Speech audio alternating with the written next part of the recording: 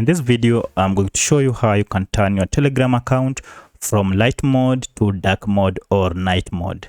So if you want to make this change, it is pretty easy. My name is Isaac and this is a minute with AI. So the first thing you need to do is to open your Telegram app and then tap on your menu icon, which is on top here.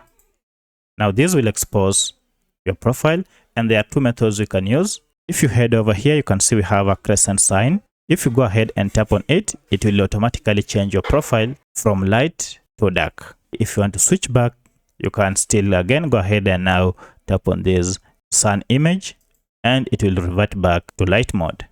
Now alternatively, under your profile, you can go ahead and tap on settings, and from settings look for the option called chat settings. Now if you scroll down, you can see we have an option called switch to night mode. If you go ahead and tap on it, it will again switch your profile to night mode. And now everything you do on your profile, you see it will be in dark mode. So that's how you change your Telegram app from light mode to dark mode.